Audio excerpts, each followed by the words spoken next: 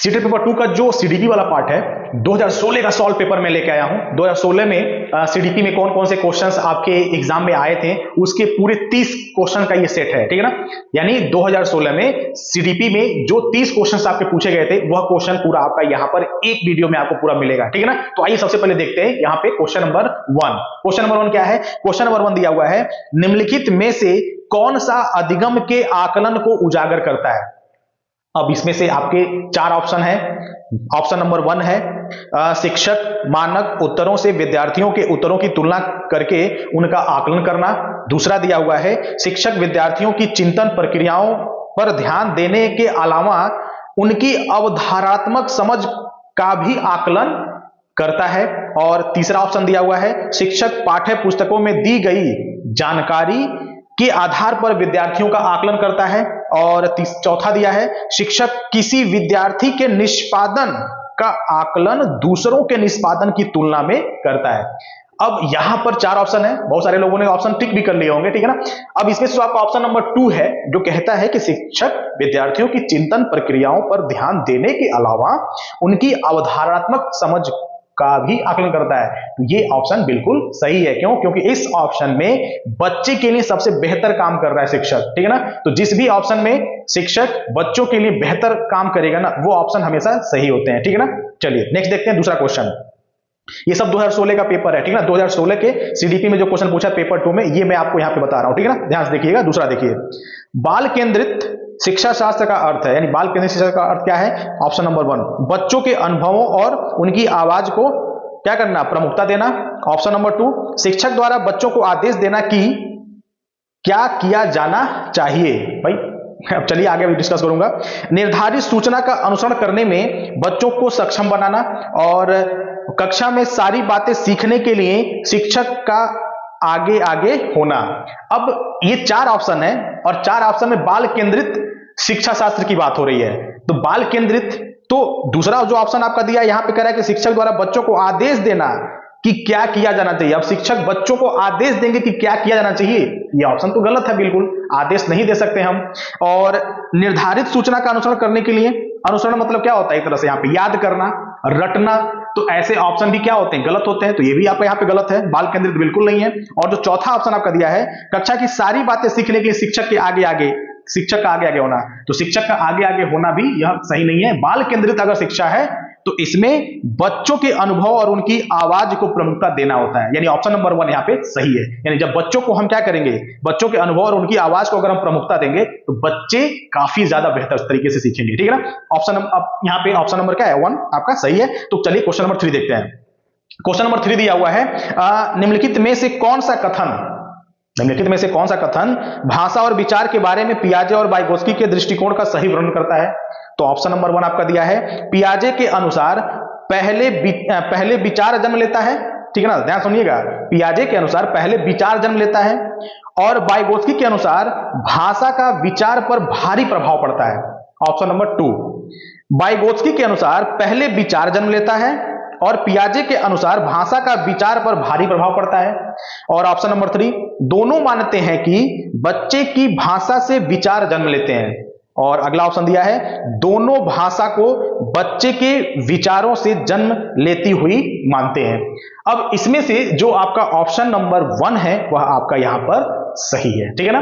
अगला क्वेश्चन देखिए, विद्यालय यात्रा पर जाने के लिए पोती को अपने पिता से बहस करते हुए देखकर दादी कहती हैं कि तुम अच्छी लड़की की तरह आज्ञाकारी क्यों नहीं हो, तुम लड़कों की तरह व्यवहार करोगी तो तुमसे कौन शादी करेगा।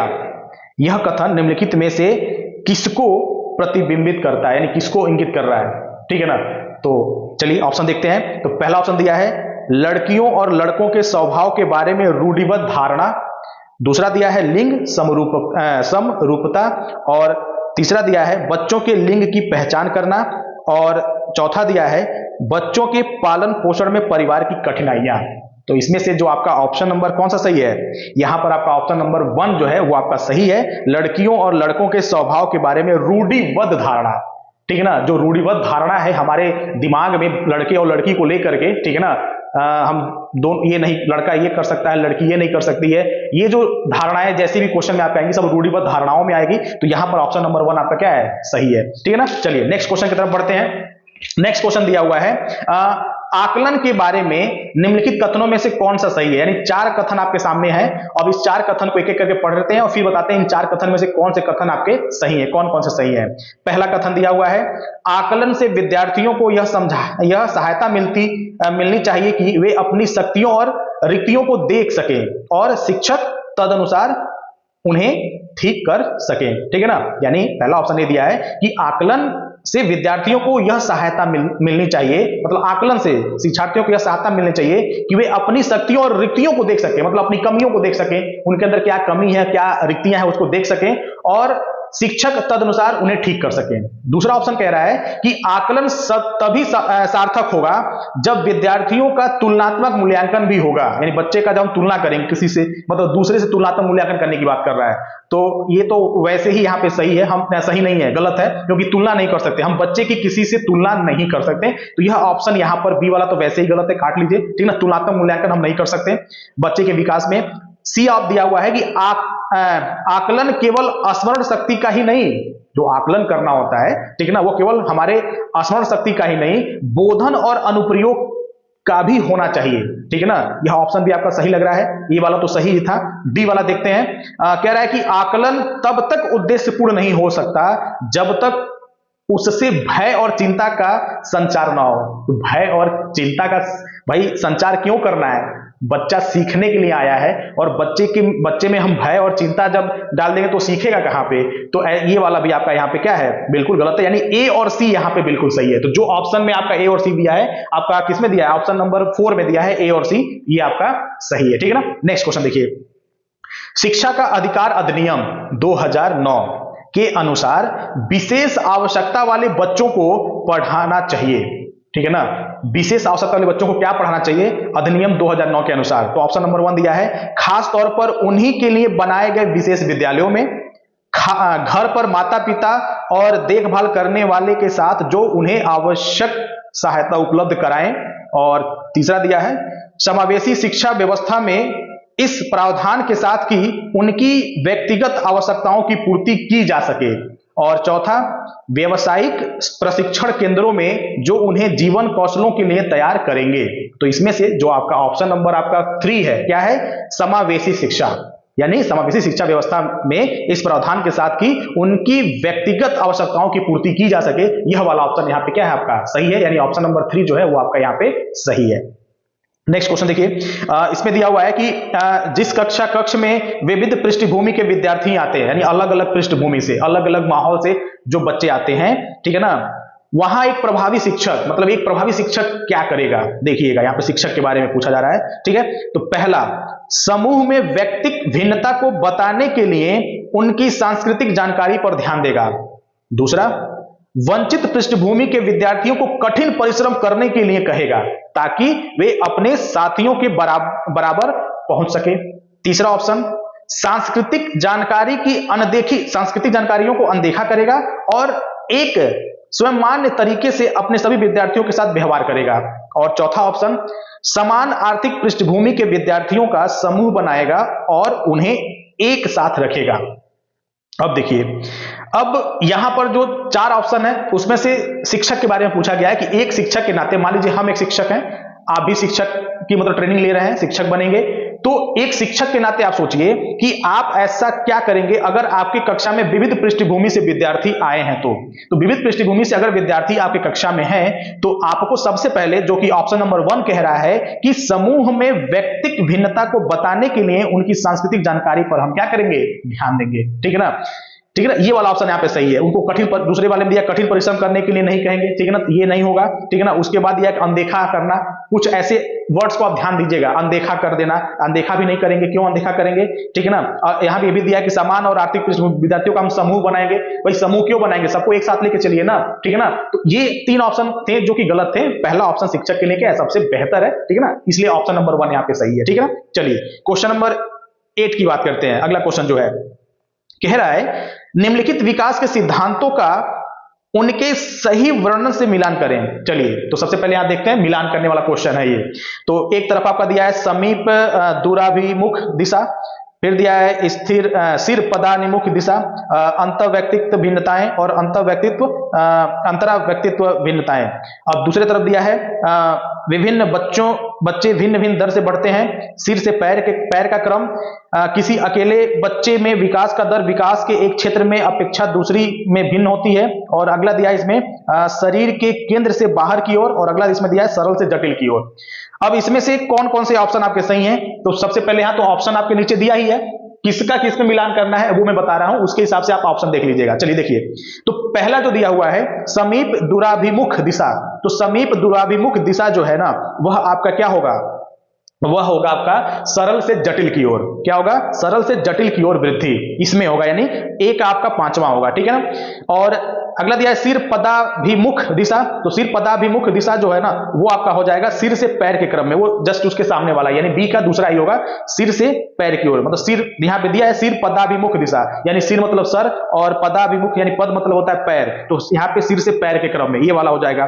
तीसरा दिया है व्यक्तिक भिन्नताएं, तो इसका आपका हो जाएगा ये पहला वाला जो इसमें दिया हुआ है। क्या दिया है? विभिन्न बच्चे भिन्न भिन्न दर से क्या होते हैं? बढ़ते हैं, ये वाला हो जाएगा, यानी सी का पहला हो जाएगा। और अंतरा व्यक्तिक भिन्नताएं जो है उसका आपका होगा किसी अकेले बच्चे में विकास की दर विकास के एक क्षेत्र में अपेक्षा दूसरी में भिन्न हो सकती है, यानी तीसरा वाला यहाँ पे आपका सही है। यानी इस तरह से अगर आप ध्यान देंगे ना, तो इसमें से जो आपका ऑप्शन नंबर जो 2 है वह आपका यहाँ पर क्या है? सही है, ठीक है ना। चलिए नेक्स्ट क्वेश्चन की तरफ बढ़ते हैं। तो नेक्स्ट क्वेश्चन दिया हुआ है यहाँ पे संज्ञान और संवेग के बारे में, संज्ञान और संवेग के बारे में निम्नलिखित कथनों में से कौन सा कथन सही है? किसके बारे में? संज्ञान और संवेग के बारे में पूछ रहा है, कौन सा कथन सही है? तो ऑप्शन नंबर 1 देखिए, ऑप्शन नंबर 1 दिया है संज्ञान और संवेग एक दूसरे से स्वतंत्र प्रक्रियाएं हैं, ठीक है ना। और दूसरा दिया हुआ है संज्ञान और संवेग परस्पर जुड़े हैं और एक दूसरे को प्रभावित भी करते हैं, ठीक है ना। और तीसरा दिया है संज्ञान संवेगों को प्रभावित करता है किंतु संवेग संज्ञान को प्रभावित नहीं करता है। और चौथा दिया है संवेग संज्ञान को प्रभावित करते हैं किंतु संज्ञान संवेगों को प्रभावित नहीं करता। तो यहां पर जो आपका ऑप्शन नंबर 2 है कि संज्ञान और संवेग एक साथ परस्पर जुड़े हैं और एक दूसरे को प्रभावित करते हैं, तो ये वाला ऑप्शन यहां पे क्या आपका सही है। चलिए नेक्स्ट क्वेश्चन तरफ चलते हैं। तो नेक्स्ट क्वेश्चन आपका दिया हुआ है विविध शिक्षार्थियों वाली एक समावेशी कक्षा में सहयोगी अधिगम और समवयस्कों से सीखना, ठीक है ना। यानी यहाँ पे विविध विद्यार्थियों वाली एक समावेशी कक्षा है। अब इसमें सहयोगी अधिगम के साथ मतलब समवयन से सीखना है, समवयस्कों से सीखना है। तो कैसे? तो ऑप्शन देखिए, तो कह रहा है कि सक्रिय रूप से निरुत्साहित किया जाना चाहिए और प्रतियोगिता को बढ़ावा देना चाहिए। तो प्रतियोगिता को बढ़ावा नहीं दे सकते, बच्चे को हम निरुत्साहित नहीं कर सकते, तो ये वाला तो आप वैसे ही काट दीजिए, ये सही नहीं होगा। दूसरा ऑप्शन भी सुन लीजिए, केवल, देखिए केवल शब्द आया यहां पे, तो ऐसे क्वेश्चन आए ना तो आगे पढ़ने की जरूरत ही नहीं है, पहले ही काट दीजिए उसको कि गलत है। केवल एकमात्र ऐसे ऑप्शन क्या होते हैं? गलत होते हैं, ठीक है ना। चलिए देखिए, तो कह रहा है कि केवल कभी कभी ही प्रयोग किया जाना चाहिए क्योंकि यह सहपाठियों से तुलना को बढ़ावा देता है, ठीक है ना। तो ये ऑप्शन तो गलत है, केवल आ गया। तीसरा दिया है सक्रिय रूप से प्रोत्साहित किया जाना चाहिए जिसमें समवयस्कों की स्वीकार्यता बढ़े, ठीक है ना। तो ये ऑप्शन सही लग रहा है। अगला भी पढ़ लेते हैं, कार्यान्वित नहीं किया जाना चाहिए, ठीक है ना, नहीं किया जाना चाहिए। क्यों नहीं किया जाना चाहिए? तो ये तो ऐसे ही गलत हो गया। यानी कुल मिलाकर के जो ऑप्शन है इसमें आपका ऑप्शन नंबर 3 जो है वो आपका सही है, ठीक है ना। चलिए नेक्स्ट देखते हैं। एक शिक्षिका अपनी कक्षा में विविधता को संबोधित कर सकती है, यानी विविधता को संबोधित करना है। कैसे करेगी? पहले आपके यहाँ पे जो ABCD दिया है उसको पढ़ते हैं पहले। भिन्नताओं को स्वीकार करके और उसे महत्व दे करके। दूसरा, बच्चों की सामाजिक सांस्कृतिक पृष्ठभूमि का शिक्षा शास्त्रीय संसाधन के रूप में प्रयोग करके, विभिन्न अधिगम शैलियों को समायोजित करके, मानक निर्देश देकर और निष्पादन हेतु सर्वमान्य मानदंड निर्धारित करके। अब इनमें से ABCD में से कौन कौन से ऐसे तरीके हैं जिसके द्वारा एक शिक्षिका अपने कक्षा में विविधता को संबोधित कर सकती है?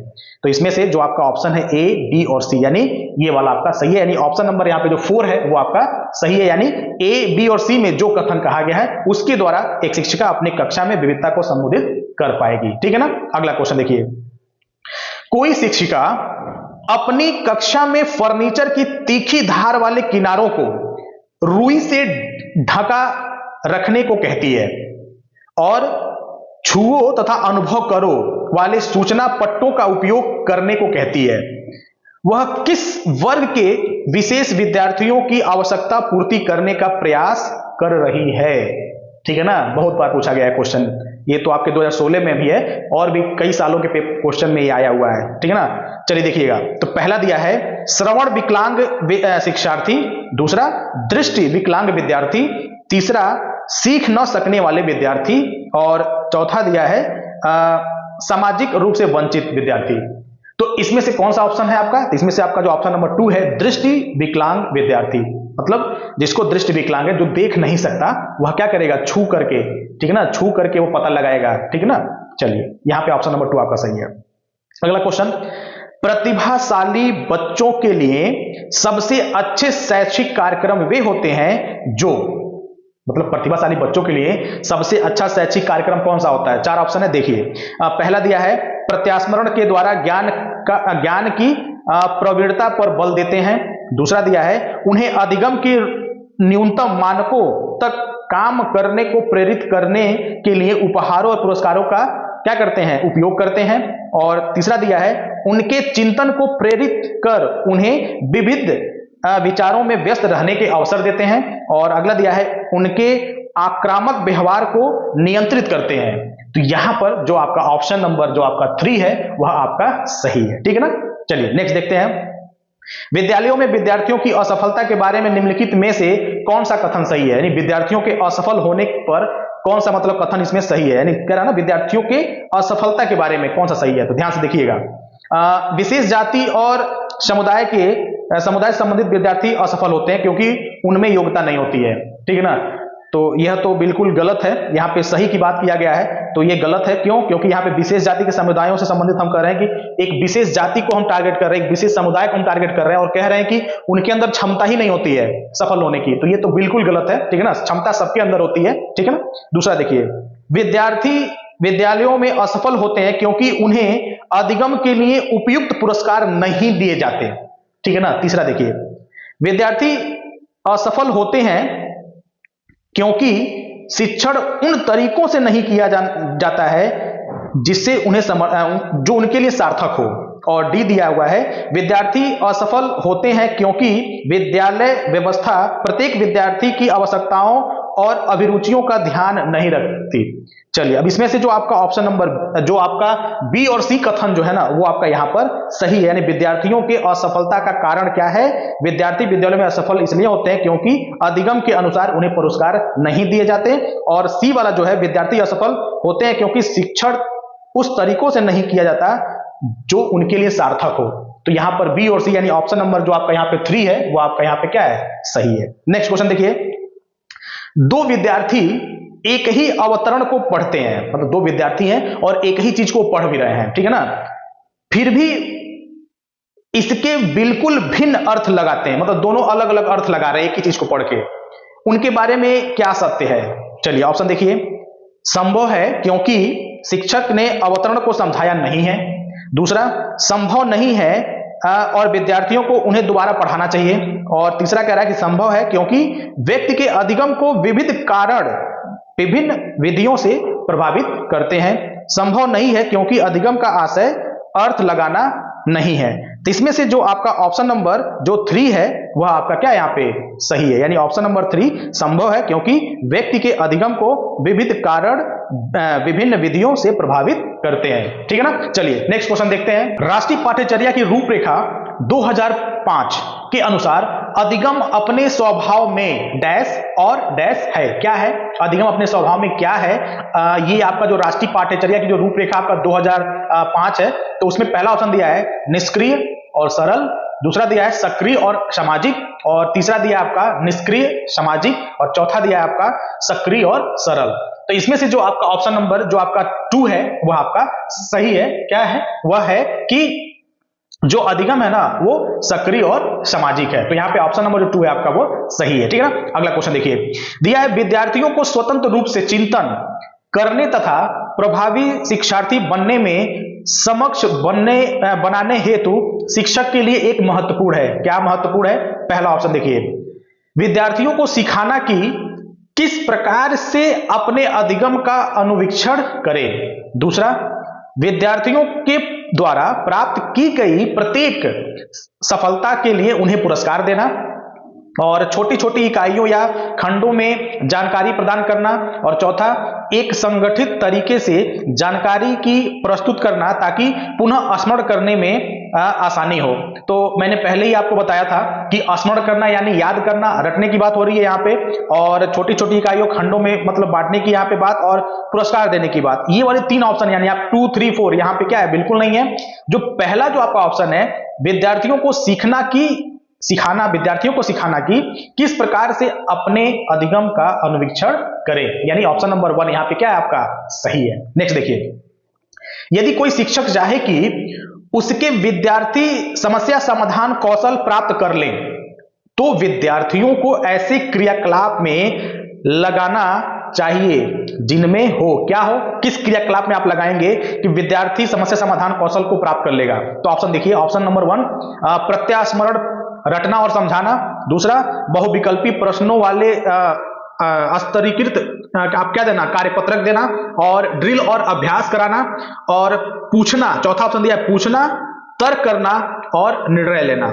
ये जो ऑप्शन आपका 4 है, इसमें से कौन सा सही है? तो इसमें से जो आपका ऑप्शन नंबर जो 4 है वो आपका यहाँ पे सही है। क्या कि पूछना, तर्क करना और निर्णय लेना, ये आपका यहाँ पे सही है, ठीक है ना। क्योंकि पहला ऑप्शन में आपका रटने की बात कर रहा था तो वो ऐसे ही गलत है। उसके बाद वाले में आपको बहुविकल्पी प्रश्न देने की बात हो रही है, वो भी गलत है। ड्रिल और अभ्यास, बार बार बच्चे से अभ्यास कराने की बात कर रहे हैं तो वो भी यहाँ पे आपका गलत है। यहां पर हम यही कर सकते हैं, शिक्षिका चाहे कि, तो शिक्षिका क्या चाहेगा कि वो पूछेगा और तर्क करेगा और निर्णय लेगा, ठीक है ना, निर्णय लेने की बात करेगा। तो ये ऑप्शन आपका यहाँ पे अच्छे से सही है, ठीक है ना। नेक्स्ट देखिए, ठीक है ना, कक्षा तक पहुंचने वाली बच्चों की भोली अवधारणाओं को जानना। मतलब कक्षा तक पहुंचने वाली जो बच्चों की जो भोली यानी कह सकते हैं कि जो मासूम अवधारणा होती है, ठीक है ना, उसको जानना क्या है। नंबर 1, शिक्षक के किसी उद्देश्य की पूर्ति नहीं करता। कह रहा है कि बच्चों के भोलेपन को जानना, उनकी अवधारणा को जानना शिक्षक के किसी उद्देश्य की पूर्ति नहीं करता, पहला ऑप्शन कह रहा है। दूसरा कह रहा है कि शिक्षक के हौसलों को पस्त कर देता है क्योंकि इससे उनका कार्यभार बढ़ता है। और तीसरा कह रहा है शिक्षक के लिए अपने शिक्षण को अधिक सार्थक बनाने की योजना बनाने में सहायक होता है। और चौथा कह रहा है कि शिक्षक को योजना और शिक्षण में रुकावट बनता है। तो आई थिंक आप लोग सही कर रहे होंगे इसमें ऑप्शन नंबर आपका कौन सा सही है? 3, ऑप्शन नंबर 3। यानी एक शिक्षक के नाते, मैं या आप शिक्षक के नाते आप क्या करेंगे, आप यही चाहेंगे ना कि मतलब ये जो बच्चे हैं जिनकी जो भोली अवधारणा वाले बच्चे जो हैं, शिक्षक के लिए क्या करेगा, वो शिक्षण को अधिक सार्थक बनाएगा वो, ठीक है ना, और हमें योजना बनाने में क्या करेगा, सहायता देगा, ना कि हमें हमारे कार्यभार को बढ़ाएगा, ना कि हमारे शिक्षण में रुकावट होगा, ठीक है ना ही हमारे उद्देश्य की पूर्ति में बल नहीं देगा। तो ये वाले गलत है, यानी ऑप्शन नंबर यहाँ पे जो 3 है वो आपका यहाँ पे सही है, ठीक है ना। चलिए नेक्स्ट देखिए, निम्नलिखित में से कौन से तत्व अधिगम को प्रभावित करते हैं? कौन कौन से ऐसे तत्व हैं जो अधिगम को प्रभावित करते हैं? तो कौन कौन से तत्व, पहले तत्वों को देख लेते हैं फिर बताते हैं। पहला दिया हुआ है शिक्षार्थी का उत्प्रेरण, शिक्षार्थी की परिपक्वता, शिक्षण युक्तियां, शिक्षार्थी का शारीरिक और संवेगात्मक स्वास्थ्य। अब इसमें से आपके कौन से ऐसे तत्व हैं जो अधिगम को प्रभावित करेंगे? तो अधिगम को प्रभावित करने वाले यह आपके ABCD, यह चारों के चारों कारण है, ठीक है ना। तो यहाँ पे जो आपका ऑप्शन नंबर 2 है वो आपका सही है। ध्यान रखेंगे ऐसे क्वेश्चन में कभी कभी क्या होता है कि ABCD देख करके ही हम ट्रिक लगा देते हैं। तो ध्यान दीजिएगा कि ABCD आपके तत्व यहाँ पे दिए हुए हैं और उनमें से आपके ऑप्शन बनाए हुए हैं ABCD, मतलब 1 2 3 4 करके, उसमें से आपको देख के सही करना है, ठीक है ना। चलिए नेक्स्ट देखिए, सार्थक अधिगम है, मतलब कौन सा अधिगम सबसे सार्थक होता है? ऑप्शन देखिए, वयस्कों और अधिक सक्षम साथियों का अनुकरण करना। अनुकरण मतलब आपको पता ही है, उद्दीपक तथा उत्तर के बीच युग्मन तथा साहचर्य, और दी गई सूचना का निष्क्रिय ग्रहण। और चौथा दिया है निजी अनुभवों से ज्ञान की संरचनाओं का सक्रिय निर्माण। तो यहां पर जो आपका ऑप्शन नंबर 4 है वो आपका बिल्कुल सही है। चलिए नेक्स्ट देखते हैं, विद्यार्थियों के प्रभावशाली अधिगम के लिए निम्नलिखित में से कौन सा शिक्षक के प्रारंभिक कार्यों में से नहीं है? नहीं है पूछा है, ध्यान दीजिएगा, ऐसे क्वेश्चन बहुत आते हैं। तो पहला दिया है विद्यार्थियों की उन धारणाओं को जानना जिन्हें लेकर वे कक्षा में आते हैं। दूसरा, विद्यार्थियों को उपदेशात्मक विधि से सूचना प्रदान करना, यानी उपदेश देना, उनको बच्चों को उपदेश देने की बात कर रहा है। शिक्षार्थियों से उच्चतर स्तर के प्रश्नों के उत्तर की अपेक्षा करना, ठीक है ना। और चौथा दिया है बच्चों को यह सिखाना कि वे अपने अधिगम प्रयासों को कैसे देख और सुधार सकते हैं।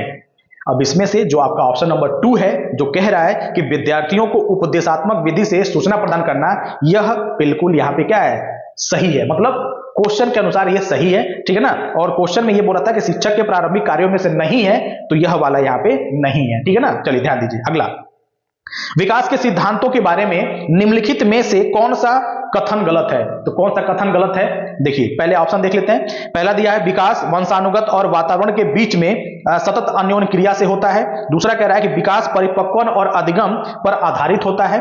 और तीसरा कह रहा है कि प्रत्येक बच्चा विकास के चरणों से गुजरता है, फिर भी बच्चों में व्यक्तिगत भिन्नताएं बहुत होती हैं। और चौथा कह रहा है कि विकास एक परिमाणात्मक प्रक्रिया है जिसका ठीक ठीक मापन हो सकता है।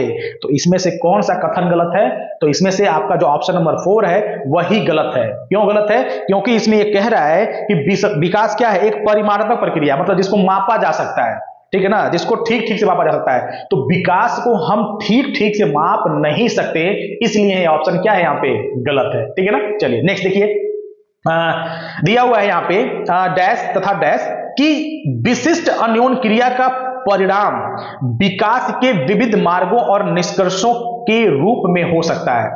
ऑप्शन देखिए, वंशानुक्रम, पर्यावरण, दूसरा चुनौतियां और सीमाएं, और स्थिरता और परिवर्तन, और खोज और पोषण। कौन सा ऑप्शन है इसमें, तो इसमें से आपका जो ऑप्शन नंबर 1 है, जो कहता है वंशानुक्रम तथा पर्यावरण की विशिष्ट अन्योन्य क्रिया, यानी वंशानुक्रम और पर्यावरण के बीच जब अन्योन्य क्रिया होगा तो उसके परिणाम में विकास के विविध मार्गों और निष्कर्षों के रूप में हो सकता है, ठीक है ना।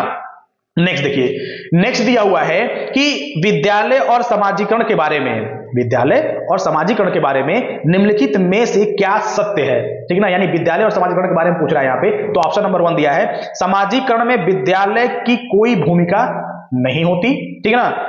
दूसरा दिया है विद्यालय समाजीकरण का एक महत्वपूर्ण कारक है। और तीसरा दिया हुआ है समाजीकरण में विद्यालय का बहुत थोड़ी क्या होती है, भूमिका होती है। और चौथा कह रहा है कि विद्यालय समाजीकरण का एक पहला मुख्य कारण है। तब इसमें से जो आपका ऑप्शन नंबर 2 है, जो कह रहा है कि विद्यालय समाजीकरण का एक महत्वपूर्ण कारक है, यह वाला ऑप्शन यहाँ पे क्या है, सही है। यानी विद्यालय और समाजीकरण के बारे में यहाँ पे जो ऑप्शन नंबर 2 आपका है वो सही है, ठीक है ना। अगला देखिए, जीन पियाजे के संज्ञानात्मक विकास के सिद्धांत के बारे में निम्नलिखित कथनों में से सही कथन कौन सा है। तो पहले कथन देखते हैं। पियाजे ने संज्ञानात्मक विकास के 5 स्पष्ट चरण प्रस्तावित किए हैं, पहला। दूसरा देखिए, पियाजे का तर्क है कि संज्ञानात्मक विकास चरणों में आगे बढ़ने की अपेक्षा निरंतर होता है। और तीसरा है, किसी चरण को छोड़ा नहीं जा सकता क्योंकि ये चरण स्थिर है। और चौथा कह रहा है कि बच्चों के सांस्कृतिक आधार के अनुसार इन चरणों का क्रम बदला जा सकता है। तो इसमें से जीन पियाजे के संज्ञानात्मक विकास के सिद्धांत के बारे में कौन सा कथन सही है, तो यहां पर आपका कथन जो है 2, जो कथन 2 है वो आपका क्या है यहाँ पे सही है, जिसमें कहा गया है कि पियाजे का तर्क है कि संज्ञानात्मक विकास चरणों में आगे बढ़ता है, बढ़ने की अपेक्षा निरंतर होता रहता है। मतलब चरण में आगे नहीं बढ़ता, वो निरंतर होता रहता है, ठीक है ना। संज्ञानात्मक विकास निरंतर होता रहता है, ठीक है ना। चलिए अगला देखते हैं। जीन पियाजे के द्वारा प्रस्तुत संरक्षण के प्रत्यय से तात्पर्य है कि, क्या तात्पर्य है, 4 ऑप्शन है देखिए। कुछ भौतिक गुणधर्म वही रहते हैं चाहे बाहरी आकृतियां बदल जाएं। दूसरा, वन्य जीवन और वनों का संरक्षण बहुत महत्वपूर्ण है। और तीसरा कह रहा है कि परिकल्पना पर विधिवत परीक्षण से सही निष्कर्ष पर पहुंचा जा सकता है। और चौथा कह रहा है कि दूसरों के परिदृश्य को ध्यान में रखना एक महत्वपूर्ण संज्ञानात्मक क्षमता है। अब इसमें से जो आपका ऑप्शन नंबर 1 है वह आपका यहां पर सही है। और क्या है ये, कि कुछ भौतिक गुणधर्म वही रहते हैं चाहे बाहरी आकृतियां बदल जाए। यह आपका जीन पियाजे के द्वारा प्रस्तुत संरक्षण के प्रत्यय से तात्पर्य है, ठीक है ना। अगला देखिए, हावर्ड गार्डनर के बहुबुद्धि सिद्धांत के अनुसार निम्नलिखित को मिलान कीजिए। तो चलिए मिलान करते हैं। सबसे पहले देख लीजिए, यहां पे दिया है संगीतात्मक, भाषिक, अंत व्यक्तित्व, स्थानिक। और एक तरफ दिया है आपका चिकित्सक, कवि, खिलाड़ी, बालनी वादक, और एक दिया है मूर्तिकार। तो चलिए समझते हैं इसको। सबसे पहले तो जो कि पहला आपका दिया है संगीतात्मक, तो संगीतात्मक जो दिया है वह आपका क्या होगा, किसमें इसको मैच करेंगे, संगीतात्मक क्या हो सकता है? संगीतात्मक जो आपका होगा वह हो जाएगा आपका वायलिन वादक, ठीक ना। वायलिन वादक को संगीतात्मक करना, संगीत बजाने वाले को बोलते हैं। तो पहले का तो आपका चौथा हो जाएगा, क्या हो जाएगा? पहले का चौथा। और जो दूसरा दिया है भाषिक, तो भाषिक का क्या होगा आपका? भाषिक आपके क्या होते हैं? कवि होते हैं। जो कवि होते हैं वो भाषिक होते हैं, ठीक है ना। तो बी का दूसरा हो जाएगा, ए का आपका चौथा हो गया, बी का आपका दूसरा हो गया। उसके बाद आपका दिया है अंत व्यक्तित्व, क्या दिया है? अंत व्यक्तित्व। तो अंत व्यक्तित्व कौन होते हैं? अंत व्यक्तित्व तो आपके इसमें से हो जाएंगे आपके, कौन सा होगा आप देख के बताइए इसमें से कौन सा होगा अंत व्यक्तित्व? अंत व्यक्तित्व आपको हो जाएंगे चिकित्सक, क्या हो जाएंगे? चिकित्सक, यानी सी का आपका हो जाएगा पहला। और डी जो है आपका है स्थानिक, तो स्थानिक कौन होगा आपका? स्थानिक आपका हो जाएगा ये मूर्तिकार। तो इस तरह से ये ऑप्शन यहाँ पे क्या हो जाएगा आपका? जो तीसरा वाला जो ऑप्शन है वो आपका यहाँ पे बिल्कुल सही होगा। कौन सा ऑप्शन यहाँ पे? Option number 3। ऑप्शन नंबर 3 यहाँ पे आपका बिल्कुल क्या माना जाएगा? सही माना जाएगा। कोई दिक्कत? चलिए आगे बढ़ते हैं। इसमें नेक्स्ट क्वेश्चन दिया है लेव वाइगोस्की के अनुसार क्या है? पहला दिया है भाषिक विकास मानव चिंतन के स्वभाव को बदल देता है। दूसरा दिया है वयस्कों और साथियों से अन्योन्य क्रिया करने का भाषा के विकास में कोई प्रभाव नहीं पड़ता। तीसरा दिया है भाषिक विकास में सांस्कृतिक की भूमिका बहुत कम होती है। और चौथा दिया है बच्चे भाषा अर्जन की एक युक्ति से कोई भाषा सीखते हैं। तो यहां पर जो आपका ऑप्शन नंबर 1 है वो आपका यहां पे सही है। और वह क्या है कि भाषिक विकास मानव चिंतन के स्वभाव को बदल देता है। ये लेह वाइगोस्की के अनुसार है, ठीक है ना। अगला और लास्ट क्वेश्चन जो है वो क्या है? लॉरेंस कोहलबर्ग के नैतिक तर्क के सिद्धांत की अनेक बातों के लिए आलोचना की जाती है। इस आलोचना के संदर्भ में निम्नलिखित में से कौन सा कथन सही है? तो पहले आप कथन देखते हैं। पहला दिया है अपनी संवैधानिक रूपरेखा पर पहुंचने के लिए कोहलबर्ग ने पियाजे के सिद्धांतों को दोहराया है।